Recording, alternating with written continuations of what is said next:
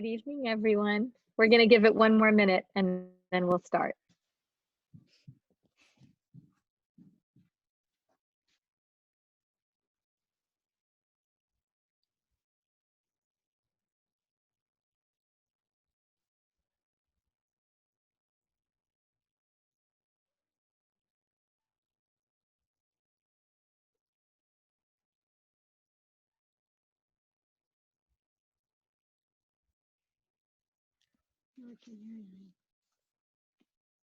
All right, I think we should start, and I'm sure people will join along the way. But I am mindful of everyone's commitments, especially those of our amazing panelists who have fit this in. So our goal for tonight is to assemble an eclectic group of Heschel teachers to begin our collective thinking about the Seder, especially in a year where for so many of us, our general Seder traditions and customs are likely to be different in some way by virtue of the social distancing that we're all engaged in. So I know for my family, we're excited to introduce new things. And we will be doing more programs next week. But for now, we thought we would start by asking 7 of our wonderful community teachers to share with us one thing that's a tradition at their Seder tables, and by extension, something that we could try this year at our own Seder tables. So I want to thank Lori and Adina and Rabbi Natan and Ronit and Rabbi Ezra and Farah and Rivka for generously sharing their time and hopefully their children's time with us tonight. And for kicking off for us the process of thinking together how to make this Pesach special in ways that we will remember as joyous and inspiring. So each of our wonderful panelists is going to talk for just 4 or 5 minutes. And hopefully it will begin to spark ideas for all of us and begin to get us thinking about how to create a wonderful, unusual Seder this year. So Lori, would you like to start us off? I would love to. Hi, everybody. Erev Tov. So my idea for the Seder has to do with decorating the table. And to that end, I'm going to screen share and show some pictures, which will help you to better visualize the idea, the concept. Hopefully I can do this right.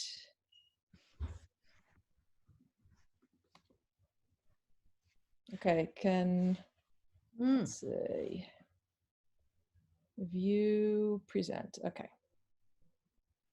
So we learned about this concept from an artist friend named Ilana Weinberg. Her sister actually is teaching in the 5th grade, Judy. And the idea is to decorate wine bottles like Israelites. So you actually have a procession of Israelites crossing your table. This is my mock-up that I did yesterday in order to help you visualize it today. Here's the camel. Let's see, let me get a nice pointer. Here's the camel, and here are the Israelites. But the special twist we have in this is these signs. So of course, when the Israelites left Egypt, they didn't carry signs, but our wine bottles do. This is sort of from the top. So here on the bottom is a pyramid. It's just made out of paper. And here on the other side is the kotel. It's matzah colored paper. And here's just another view of it from the back. So it's a simple cloth with a hole in it, cinched around the waist with the same thing on the head, and it gives the impression of somebody wandering in the desert. So these are, can everyone see the whole passages? Because mine is blocked by you guys. Yes? You're good. Okay. So these are the passages that we chose. We start with the Tanakh. This is the Song of the Sea, which comes right after the Israelites cross the Red Sea. They sing and they dance to this song. So that's where we start at one end of the table by the pyramid. Then we move on to a passage from the Siddur that talks about ingathering of exiles from around the world. This was written in the Second Temple period, and Jews at that time were already dispersed to various parts of the Middle East. Then we get to a traditional Yemenite song, which asks God to redeem us and take us to the land of Israel. I'm going to play a very short clip just to put you in the mood. Is that working? That doesn't seem to be working. Okay, that didn't work.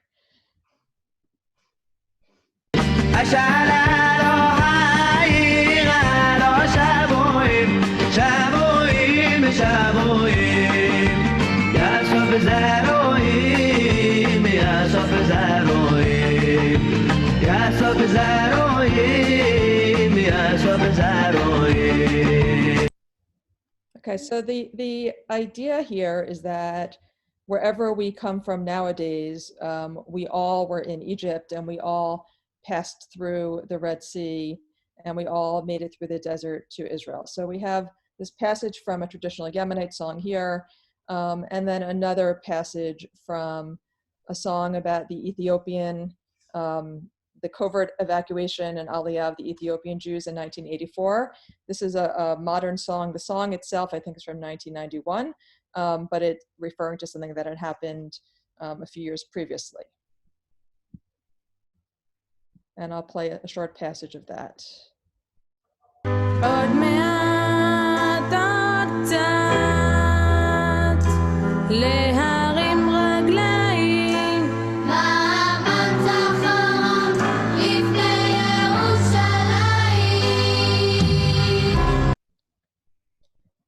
And then we move into a more modern Hebrew song.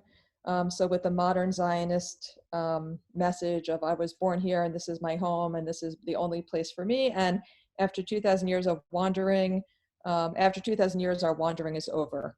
And finally, the last placard is from Hatikva, and we're celebrating being free in our own land. And so that placard is held by the Israelite closest to the kotel on the table. And this is actually our real Seder table from a few years ago. And here's our Israelites proceeding through the desert. And this is just a close-up of them at our table. And now you're all back. Did you actually hear and see that?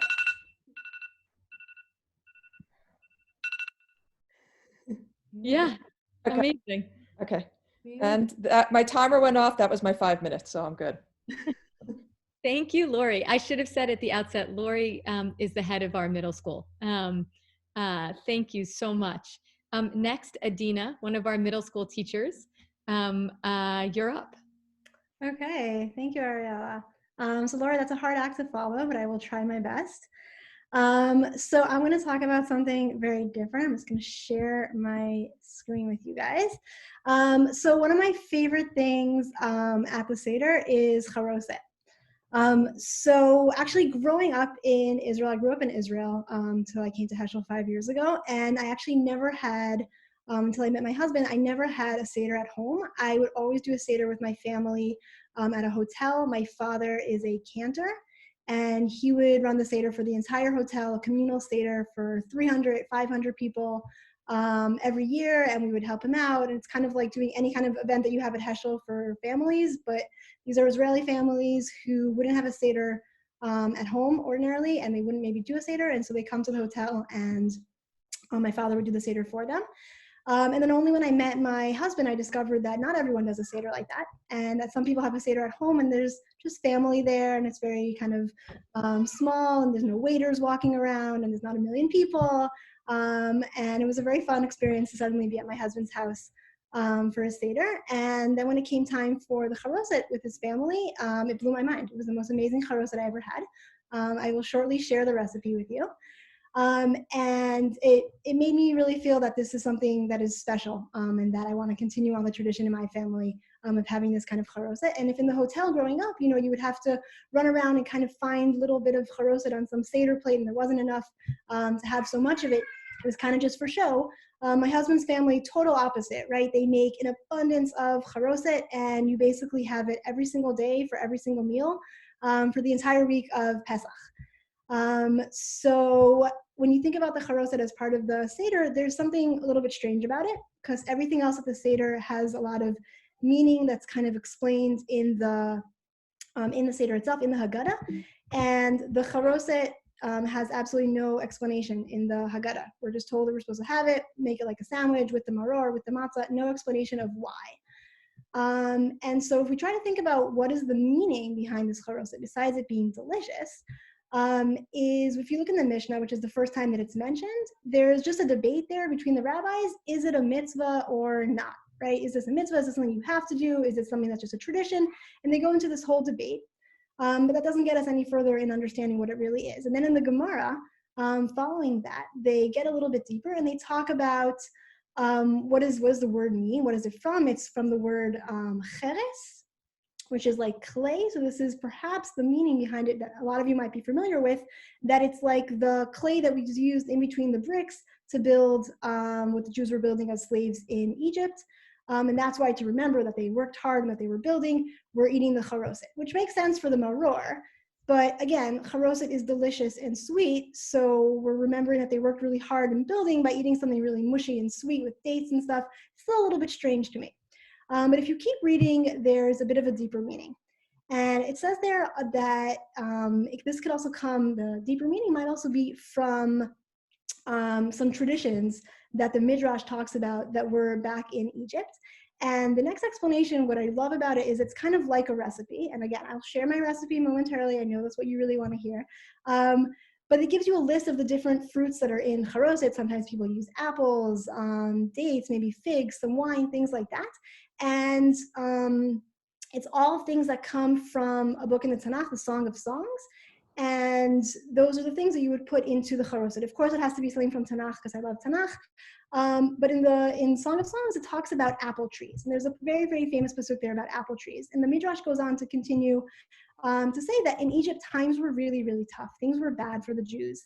And in those really tough times, people found all different ways to feel hope and to feel hopeful and to continue on. And parents look after their kids, and families looked out for each other, and we're trying to help each other. And there's also a story about women who, even though they were afraid to give birth and have children because of the decrees from Pharaoh and how dangerous it was, they weren't able to give birth at home, but they would go out into the fields and give birth under apple trees.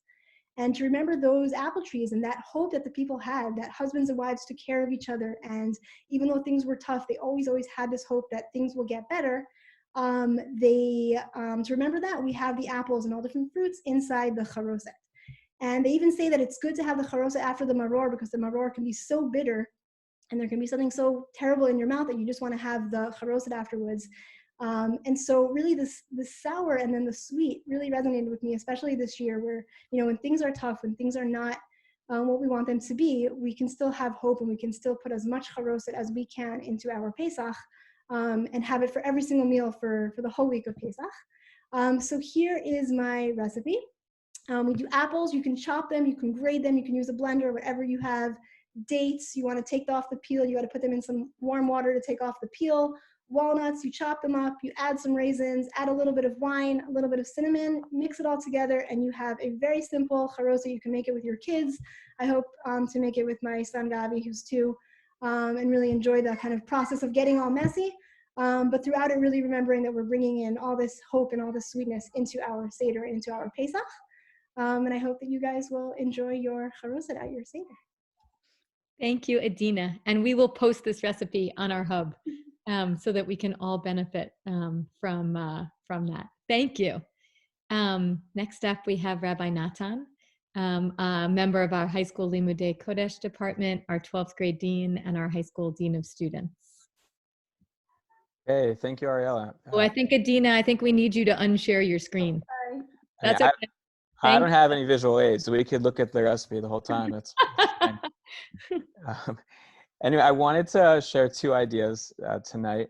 I think they're both unified under a very beautiful idea that I got an email from one of my kids' schools this week, where they pointed out that the the mitzvah on Seder night is v'higadatah levincha, that parents were to tell over to their children.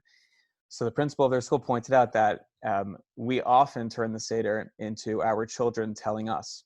They bring home piles of stuff from school, and we try to, coax them into telling us everything they've learned. And it's all them telling us. And so he sent out a reminder that it's really about us telling our children. And that was, so I want to keep that idea forefront in my mind this year, to at least have part of that at my Seder. And I think these two ideas fit into it. So one is, my Seder experiences are a merger of two very, very different experiences. I grew up in a family of 6. We had Seder usually by ourselves, and it was like very kind of formal and orderly. And we went through the Haggadah. It was lovely, but orderly and small. And my wife's family is quite large, and Seder now is like 80 people, and it is total chaos, and wonderful, but chaos. So it's in my mind, Seder has very different experiences. Within my wife's family, one moment in that chaos that stands out is one of the members of her family actually ended up at some point in an Egyptian jail. It's right after the Yom Kippur War. I'm not going to tell the story here, but crossed the wrong line in the Sinai Desert and ended up with a bunch of other people in an Egyptian jail. So every year at the Seder, when we say the line, B'chol dor vador, in every generation, you have to see yourself as if you left Egypt, he gets up and tells the story. And it is one of the most powerful things that I experience every year, even though by now it's become cliche and a joke, and all the kids are saying, oh, tell the story, and everyone's kind of putting in their own commentary. It's extremely powerful, I think, that we share our own Pesach experiences, right? So most of us don't have an experience of being in an Egyptian jail. But from my own Seder growing up, I vividly remember my grandfather, who at the Seder, instead of taking like the ground up maror, he took like the root, like the horseradish root, and bit off a piece. And I tried that once, and that was a disaster.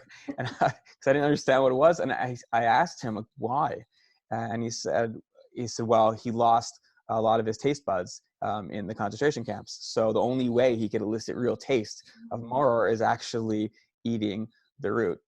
The common denominator, I think, in those two stories is the idea of the adults telling stories of Pesach experiences, like the one I just told about my grandfather. So my kids know it now, even though most of them haven't met him.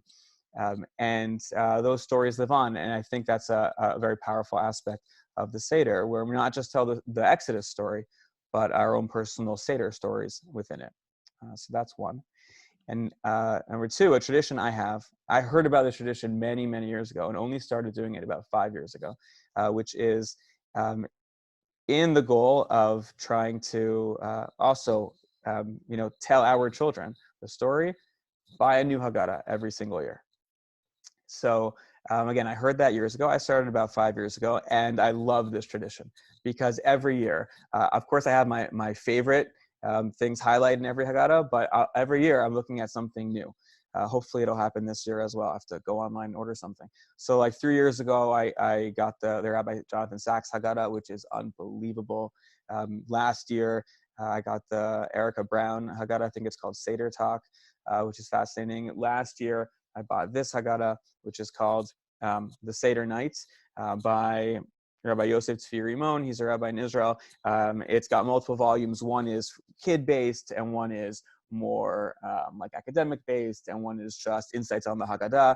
So, and it's fascinating. And it doesn't matter which Haggadah you get. The idea of bringing new interpretations, a new volume with me to the table that promotes my own excitement to then carry on to my children is a tradition that is young in my family, but will hopefully last a very long time because I love it. That's it. Thank you, Rabbi Natan.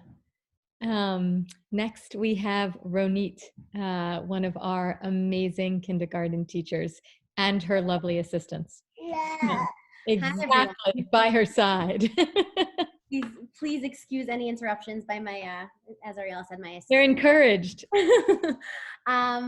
So just before I say what I was preparing to say, just to bounce off of something that Rabbi Natan just said, you just reminded me, my father talks about, he said, he shared this a few times at the Seder, that if you take 10 tables, like what you're describing right now, of like you telling stories from what you remember from your grandfather, and then think about like the youngest person at your Seder and about them hearing those stories, it's sort of like a span of almost 200 years in that collective memory.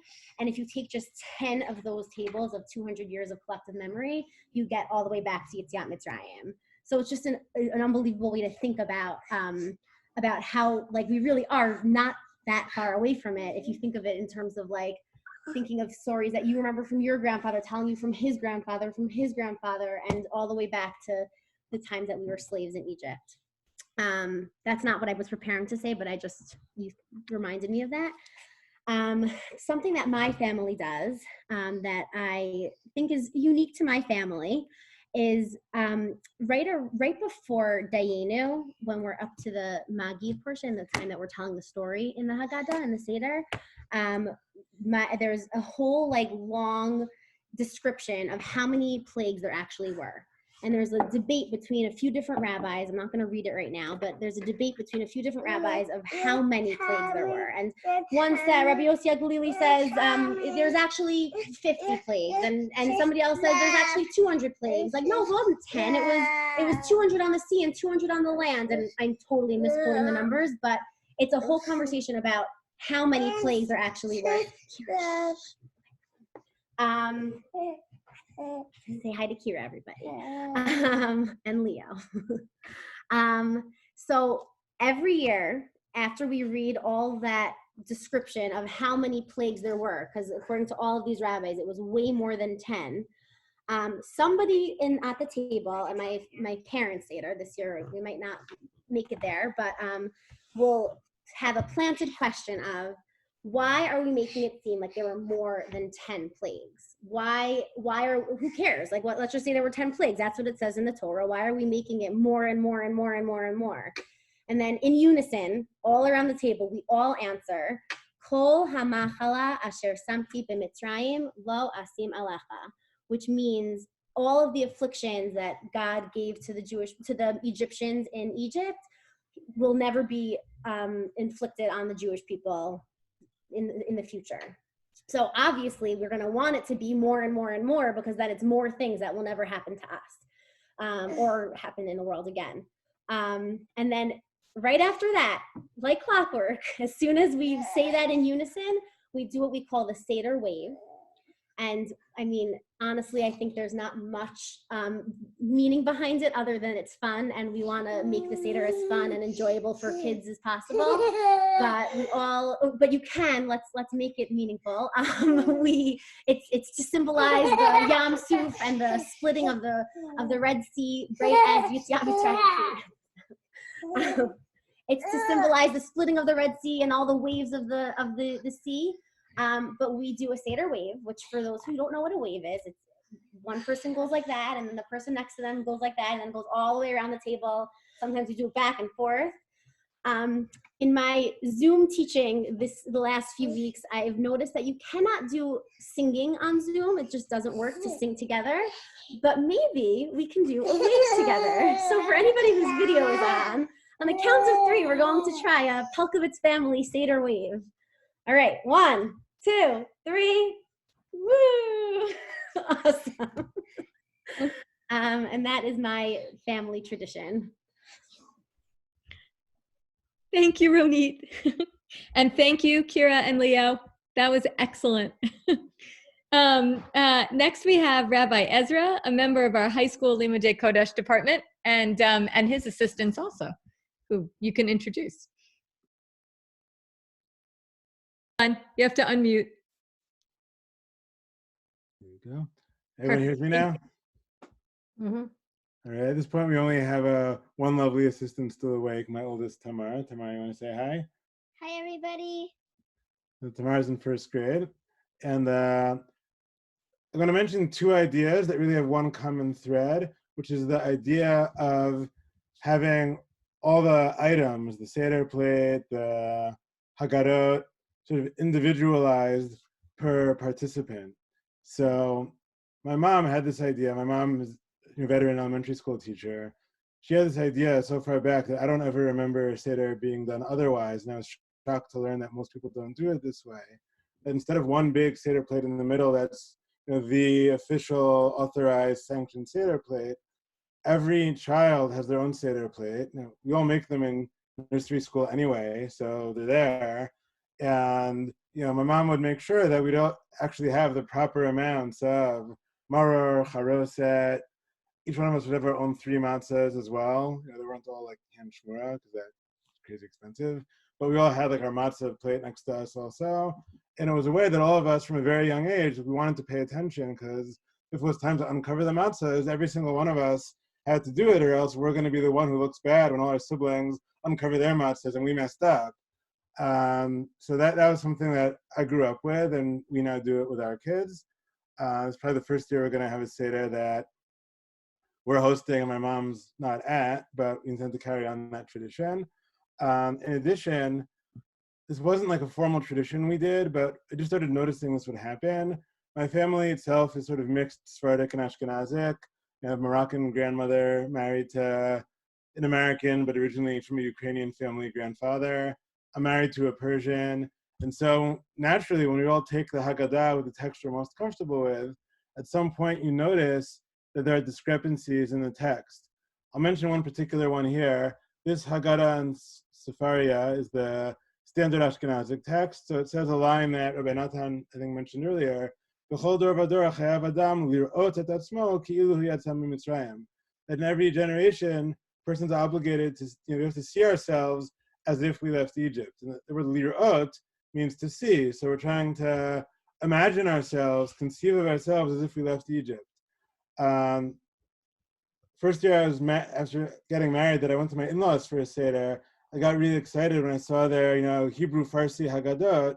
I couldn't really read the Farsi side, but I noticed in the Hebrew side, instead of lir'ot, it said lehar'ot. Right. Same root, almost the same word, with that one little difference. Instead of saying that everyone's obligated to see themselves, to view themselves as if they left Egypt, the har'ot, Hebrew is called binyan hifil, the causative form, to cause others to see, to demonstrate. You have to show others it's as if you left Egypt. And the various Sephardic groups have customs. I'm not going to say too much about the Persians because I don't want to steal Farah's thunder. But I know, my grandmother would tell us stories in Morocco. They had this custom where at some point they'd get up as if they're about to throw their bags over their shoulders and leave. The sense that it's not so much about how you view yourselves as much as that you have to act it out, like get up and go walk around the block like you're leaving. And I think this is a fascinating example where it's tempting to feel we all need to have the same Haggadah so we can announce the page number and everyone's on the same page. But if you feel comfortable and capable of giving out different Haggadah and sort of task everyone old enough to read Hebrew with paying attention closely and noticing whenever the reader reads something different than their Haggadah, you can discover some interesting things. One year when I had sort of caught on to this a bit, I got a Yemenite Haggadah. We have no Yemenites in the family, but it was fascinating for me to hold this Yemenite Haggadah instead of the Ashkenazic and Sephardic ones everyone else was using. And I suddenly noticed all these things that they have in their Haggadah that I'd never even heard of before. And so I think both these ways, individual Seder plates and props for people of all ages, and individual sort of diverse, distinct texts, distinct versions of the Haggadah for everyone who's old enough to be reading Hebrew or English, can sort of enhance the discussion as people all feel responsible for all the ritual stuff with the objects, and also can spark discussions of how come my text is different than your text. Right? Fantastic. Thank you, Rabbi Ezra. Next, we have 2 final people sharing with us tonight. First, Farah Farhadian, a beloved member of our high school math department, and then Rivka Soloway will close out our program. Farah. Hi, everyone. Can you all hear me? Okay. Yes. I'm so happy to be able to speak, but I'm going to speak a little bit about the folklore of Pesach in the Iranian community and just mention a few things that we do differently from the other ethnic groups, as if you can call them that way. First, the Haroset we make, my grandmother used to make a Haroset in a bowl that was like huge like this, and she used to use a meat grinder to put all kinds of nuts in it, not only walnuts, all kinds of nuts in it, because the folklore was that if you eat only matzah, you will get all kinds of belly aches and stuff. And Haroset had to be from the warm side of the food groups, so that they put all kinds of nuts in there. My mother-in-law used to always save one of the pomegranates that was from the tree in her backyard. She would save it from Rosh Hashanah to Passover and made sure that that pomegranate was included in the Haroset. So that's one of the things we did. As we started the Seder, one of us, usually one of the older children in the household of like maybe 50, 60 people, would wear shabby clothes and would take a big handkerchief and would fill it like a sack and put it on his back, and then would take a stick and would walk into the house, and they would say, "Oh, where are you coming from?" And then he would start telling the story of the Exodus. "I'm coming from Egypt. This happened to me." And this way we would start the Seder in our homes. Somebody here mentioned the plagues, and then I want to tell you something about the plagues, what we did.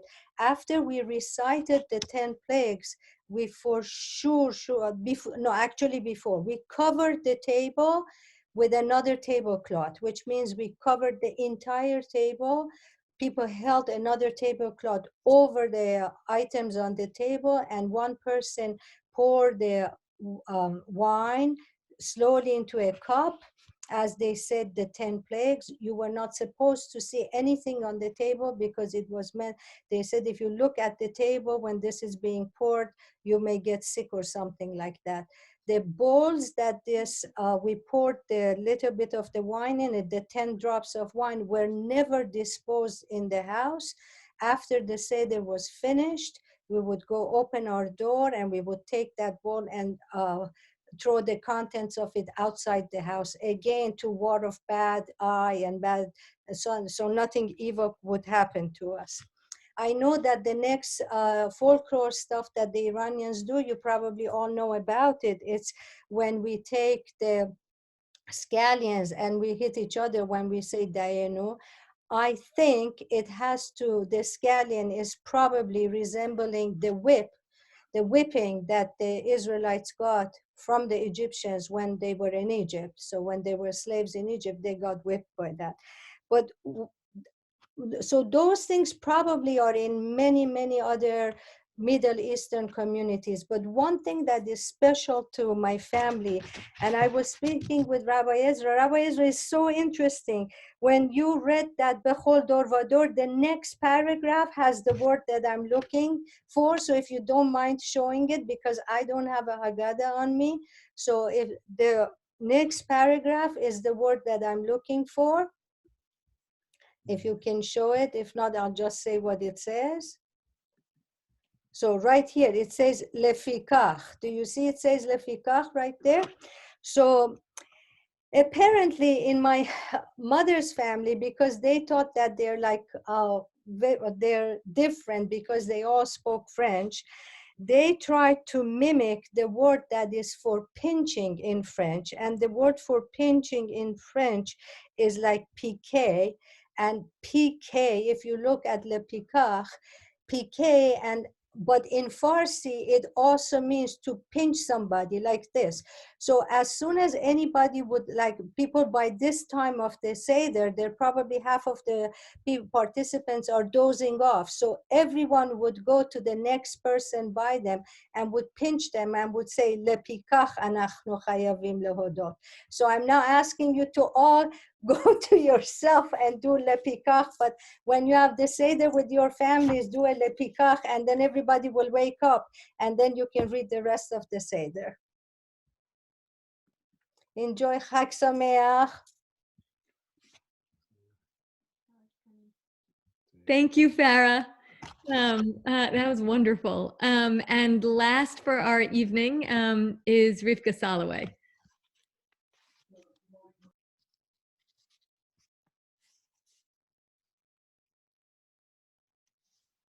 I unmuted you. Okay. Hi, Donnie. I'm not seeing myself yet. We hear you. Go ahead. Okay. So it is amazing to me as I was listening to the stories of Rabbi Ezra and Farah, and you will hear in a minute why. We Jews are amazing. We wander from place to place, and traditions and customs just, you know, they just go one into the other, and you really don't have borders. So I have to say first that I am a Sephardic Jew. My grandparents were Turkish. They ran away from Turkey to Egypt so that my grandfather doesn't go to the Turkish army for World War I. And they went to Alexandria in Egypt, and they raised the family. My grandmother had 7 children, my mother, one of them. So my mother was Egyptian. And it's funny, but it's a story within a story. When my daughter was in Kita Bet in 2nd grade, and they were doing family tree, and she got up and said that her grandmother was born in Egypt, all the children in the class, was she a slave of Pharaoh? Okay, that's children and time. So as I said, my origins are from Egypt. And then right after the Second World War, when things were not so good in Egypt, my grandparents locked the door, locked the business, took suitcases, that said to the neighbors, Shalom, we're going on a vacation. They boarded a train and they ended in Lud in Israel. So that was their Yetziat Mitzrayim. Now, in this regard, my grandfather, who was an amazing actor and singer, he raised me. I grew up with my parents and with my grandparents, and I know a lot of stories from him. Every time it was raining outside, no television, no nothing, Rebekita, shvi po, he spoke to me only in Spanish, and he told me stories and sang. So in that spirit, here is our Seder. My grandmother would sew me new pajamas, to have something new for the Seder. And why pajamas? Because we'll fall asleep before the Seder is over, then we go directly to bed. And then we start the Seder. My grandfather would dress up with a kafia and an Arab galabia, and he would show us how he's taking matzot and making a pekale of them, and he would give everybody. And he got us all up, and we started going around the table saying, Estamos saliendo del Egipto. אנחנו יוצאים ממצרים. אנחנו יוצאים ממצרים. This is leharot. Remember Rabbi Ezra? Leharot. And so we are going and coming out of Egypt. And after we did this at least 7 times, we sat down and we started the Seder. And I think you can do it with the kids. It really gets into the mood. Now, we had a Sephardic Haggadah, a Ladino Haggadah, and Ladino, you write just like in Hebrew, same letters. It's like Yiddish, but the Sephardic way. So we would read the Haggadah and sing all the songs in Hebrew and in Ladino. And later on, when I grew up, I sang to my children the Spanish version of Echad Mi Yodea, where it's not the 2, it goes like this. Dos Moshe y Aharon, not Shnei Luchot HaBrit, not the 2 tablets, but Moshe and Aharon. And they had all sort of different things, which gave me an idea later on in life to change the Echad Mi Yodea and to ask the participant to tell us one of their own. So this was from the very, very past. Now, since then, I moved and had totally different types of Sdarim. And the most recent one is with my children and grandchildren in Canada. So my grandchildren, they didn't want to sing. They're like 16, 18. They didn't want to sing Manishtana, but they're the youngest. The youngest one is 16. So I'm not singing it, you do it. So my husband had an amazing idea, which can be a good one for you. He said to him, Jason, how about we make a rap out of the 4 questions? And he agreed to do it, and my husband, and then everybody helped her. Everybody, and he did the 4 questions, which was very unusual to everyone's enjoyment. It was really a pleasure, and never mind, we got him to do it at the end of the day, which was really a mivtza, an operation. Yeah, he probably is the oppositional of the Arba'a Banim. Another thing that since I started doing the Sedarim with the children, and I needed to bring a little bit more tradition and a little bit more meaning to the Haggadah, I dressed like Pharaoh.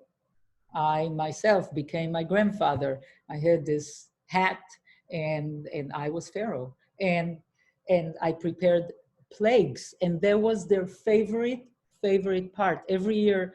And they were already like, okay, when they were 9 and 10, I understand, but they were 18. I'd say, okay, Safta, new, Hamakot, now, come on with the plagues. And we have a collection. Well, I have one in my house, one in Canada, with all the plagues, everything. We did blood. We took a pitcher, clear pitcher with water, and very discreetly, we took food coloring red, and you could see how it comes and it swirls and it becomes blood. It was amazing just to have them, to capture their attention, and so on. We did sort of little things to really capture their attention. That was the main idea. And I'm just telling everybody here, we are now training our children in Kita Aleph through Hey to take something from school and bring it to their Seder. So everybody's going to wait because they have something to share with you. And as Rabbi Natan said, we're supposed to tell them. In that case, they will tell us. And עם זה, אני אגיד חג שמח, פסח כשר, and really enjoy it. Thank you, Rivka. Thank you, Lori, Adina, Rabbi Natan, Ronit, Rabbi Ezra, Farah, Rivka. My son made me promise that I would share that our unique, maybe not unique, but our favorite Pesach tradition is that at the very end of the Seder, as the kids are getting tired, we put out large numbers of toothpicks and mini marshmallows. And we have a pyramid building competition among the children while we finish the very end of the Seder to see who can build the best pyramid out of mini marshmallows and toothpicks. That's cute. So I've now shared our special tradition with you. From my perspective, as the head of school at a pluralistic day school, this was a fabulous way to kick off our Pesach celebrations with a truly pluralistic array of backgrounds and stories and suggestions. So thank you to our fabulous speakers for giving your time at the end of a long day. Thank you all for joining us. And we look forward to more Pesach preparations with everyone. Have a great evening. Thank you for coming on Zoom to smile together and be a part of this beautiful, beautiful community. Good night and thank you. חג שמח. חג שמח, פסח כשר.